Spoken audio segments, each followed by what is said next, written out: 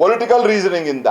ಈಗ ನಾನು ಕೇಳ್ತಾ ಇದ್ದೀನಿ, ಅವರು ಅಧ್ಯಕ್ಷರಿಗೂ ಆಕಾಂಕ್ಷಿ ಅಂತೆ, ಕೋಆಪರೇಟಿವ್ ಸೊಸೈಟಿ ಎಲೆಕ್ಷನ್ಸ್ನಲ್ಲಿ ಅಧ್ಯಕ್ಷರಿಗೂ ಆಕಾಂಕ್ಷಿ ಅಂತೆ ಅವರು MDCC ಬ್ಯಾಂಕಲ್ಲಿ. ಈಗ MDCC ಬ್ಯಾಂಕಲ್ಲಿ ಇಂಥವ್ರು ಅಧ್ಯಕ್ಷರಾದರೆ ನನ್ನ ಬ್ರದರ್ ಇಲ್ಲ 2002ರಿಂದ 2025 ತನಕ ಒಂದು ಬ್ಯಾಗ್ ಹಾಕೋತಾರೆ, ಟ್ರೈನ್ ಹತ್ತುತ್ತಾರೆ, ಕೋರ್ಟ್ಗೆ ಹೋಗ್ತಾರೆ, ಫೇಸ್ ಮಾಡಿ ಬರ್ತಾ ಇದ್ದಾರೆ.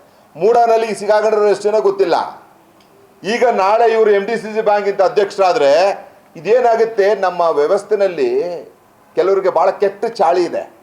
ಒಂದು ಅಪರಾಧ ಮಾಡಿದ್ರು ಒಂದೇ ಶಿಕ್ಷೆ, 10 ಅಪರಾಧ ಮಾಡಿದ್ರು ಒಂದೇ ಶಿಕ್ಷೆ ಅಂತ. ಹಂಗೆ ಅಪರಾಧ ಮಾಡಕ್ಕೆ ಇಳಿದು ಬಿಟ್ರೆ ಒಂದಕ್ಕೊಂದು ಜೋಡಿಸ್ಕೊ ಹೋಗ್ತಾ ಇರ್ತಾರೆ ಇವರು. ಇದಕ್ಕೆಲ್ಲ ಮೂಲ ಕಾರಣಕರ್ತರು ಆ ರಿಟರ್ನಿಂಗ್ ಆಫೀಸರ್ಸ್ ಅಂತ ಅಧಿಕಾರಿಗಳು ಕುತ್ಕೋತಾರಲ್ಲ ಅವರು. ಈ ದೊಡ್ಡಸ್ವಾಮಿ ಗೌಡ್ರಿಗೆ ಏನಾದರೂ ಈ ಸರಿ ಚುನಾವಣೆಯಲ್ಲಿ ಏನಾದರೂ ಹೆಜ್ಜೆ ಇಡೋಂಗೆ ಅನುಕೂಲ ಆಗಂಗೆ, ಯಾಕಂದ್ರೆ ನಾನು ಹೇಳ್ತಾ ಇದ್ದೀನಿ, ಎನ್ಕ್ವೈರಿನಲ್ಲಿ ಆಲ್ರೆಡಿ ಇಟ್ ಈಸ್ ಡಿಸೈಡೆಡ್ ಇವರು ಲೋಪದೋಷ ಮಾಡಿದ್ದಾರೆ ಅಂತ.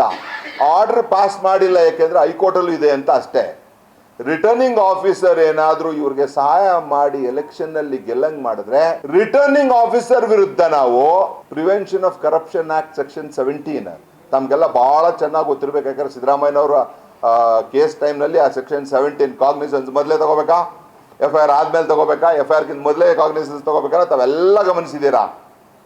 ನಾನು ಆ ಅಧಿಕಾರಿ ವಿರುದ್ಧ ಪ್ರಿವೆನ್ಷನ್ ಆಫ್ ಕರಪ್ಷನ್ ಆಕ್ಟ್ ನಡಿನಲ್ಲಿ ಪರ್ಮಿಷನ್ ಕೇಳ್ತೀನಿ.